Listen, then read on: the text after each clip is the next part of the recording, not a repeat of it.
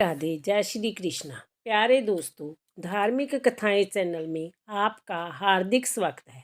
दोस्तों, आज मैं अपनी वीडियो में आपके लिए लेकर आई हूँ वैशाख पूर्णिमा की कथा। हिंदू धर्म में पूर्णिमा तिथि को अत्यंत शुभ माना जाता है। वैशाख पूर्णिमा को बुद्ध पूर्णिमा के नाम से भी जाना जाता है, क्योंकि वैशाख पूर्णिमा के दिन बुद्ध जी का जन्म हुआ था। बुद्ध पूर्णिमा के दिन भगवान विष्णु और सत्यनारायण भगवान की पूजा की जाती है। दोस्तों, वैशाख पूर्णिमा के दिन वैशाख स्नान समाप्त हो जाता है। दोस्तों, यदि यूट्यूब चैनल धार्मिक कथाएं लाइक और सब्सक्राइब नहीं किया तो ज़रूर करें। बेल आइकन दबाना ना भूलें, जो आने वाली सभी वीडियोज की जानकारी आपको सबसे पहले हो सके। वीडियो को पूरी सुनने के बाद कमेंट बॉक्स में जय श्री हरि विष्णु लिखना ना भूलें। दोस्तों, वैशाख पूर्णिमा के दिन स्नान, जप, तप, दान का बहुत ही अधिक महत्व है। इस दिन ब्राह्मणों को वस्त्र, अन्न धन, जूता, छाता दान करने का विशेष महत्व है। जो यह सब करते हैं उनको मोक्ष की प्राप्ति होती है। वैशाख पूर्णिमा आज के दिन ही मनाई जाएगी। वैशाख पूर्णिमा की कथा। द्वापर युग में यशोदा माँ के आग्रह से श्री कृष्ण ने एक ऐसे व्रत की महिमा का गायन किया जिसको करने से मनुष्यों की सभी मनोकामनाओं की पूर्ति होती है। जय अचल सौभाग्यदायक होती है। यशोदा जी ने पूछा, जय व्रत किसने किया था? श्री कृष्ण जी बोले, मृत्युलोक में ही एक बहुत सी सुंदर व रत्नों से पूर्ण एक नगरी है जिसका नाम कातिका है, जिनके राजा का नाम चंद्रहास है। वहाँ पर धनेश्वर नामक ब्राह्मण रहता था, जिसकी पत्नी का नाम रूपवती था, जो कि बहुत सुंदर थी।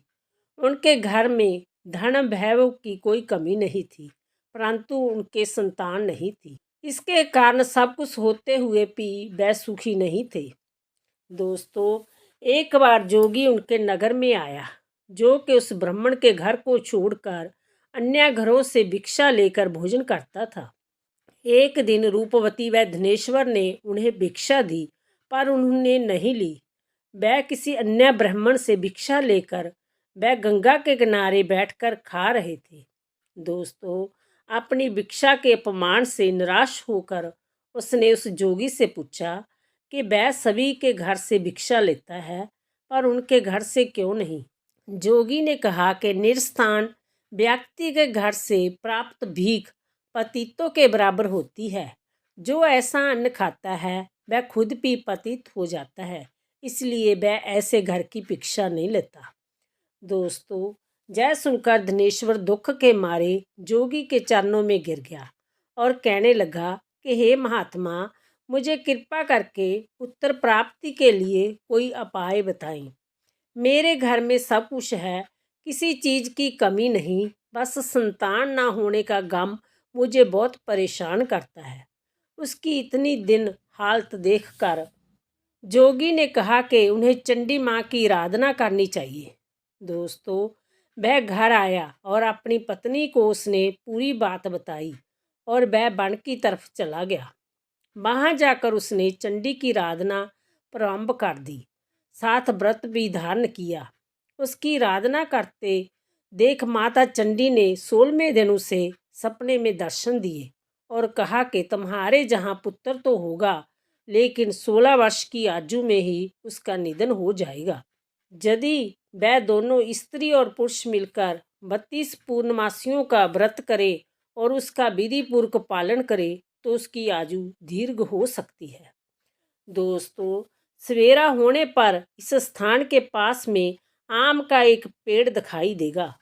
उस पेड़ पर चढ़कर फलों को तोड़कर अपने घर ले जाना और इसे अपनी पत्नी को दे देना तथा उसे सारी बात बताना।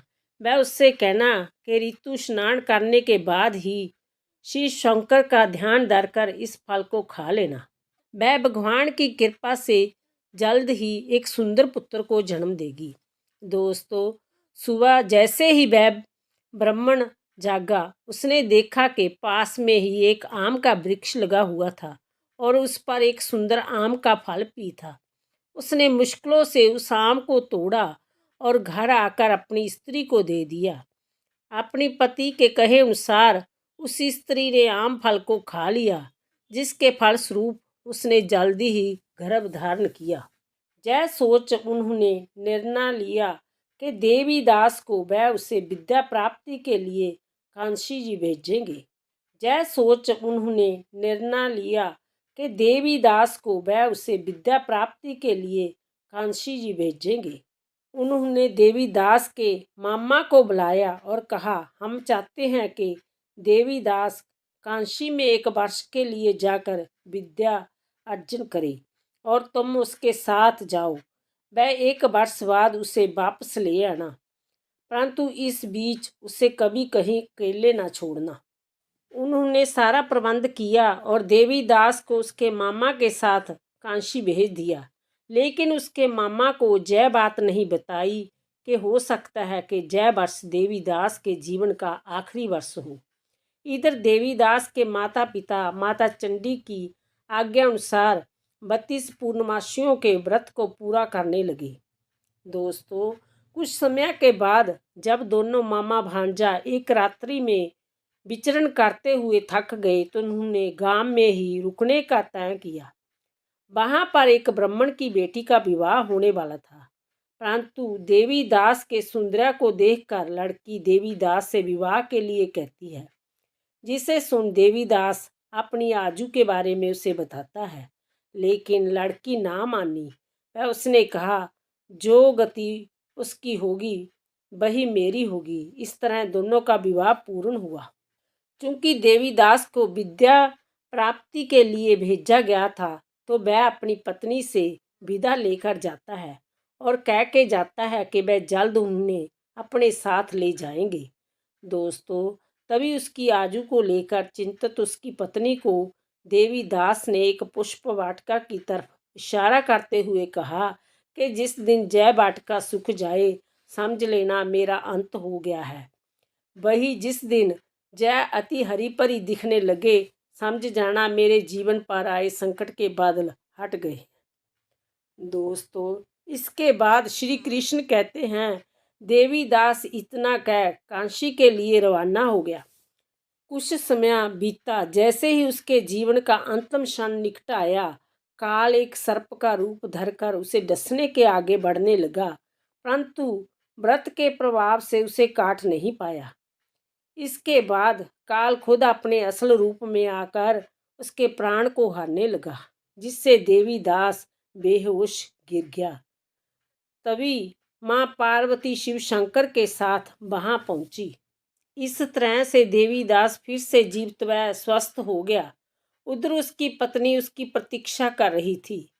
उसने पुष्प वाटिका के तरफ देखा। जो पुष्प वाटिका सूखने लगी थी, वह एकाएक हरी भरी हो उठी, जिससे उसे इस बात का यकीन हो गया कि देवीदास जीवित है।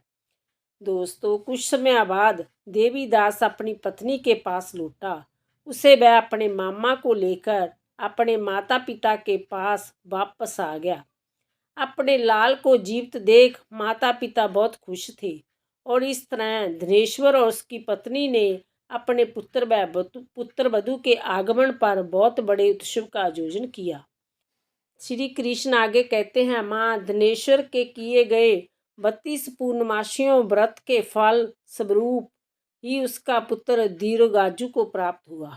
जो भी व्यक्ति इस व्रत को धारण करता है, उसके जन्म जन्मांतरों के पापों का नाश भी हो जाता है। उसे मनवांछित फलों की प्राप्ति होती है। बोलो विष्णु भगवान की जय। बोलो लक्ष्मी माता की जय। हे गोपाल राधा कृष्ण गोविंद गोविंद। हे गोपाल राधा कृष्ण गोविंद गोविंद। राधा कृष्ण गोविंद गोविंद कृष्ण गोविंद गोविंद। हे गोपाल राधा कृष्ण गोविंद गोविंद। कृष्ण गोविंद गोविंद राधे गोविंद गोविंद। कृष्ण गोविंद गोविंद राधे गोविंद गोविंद।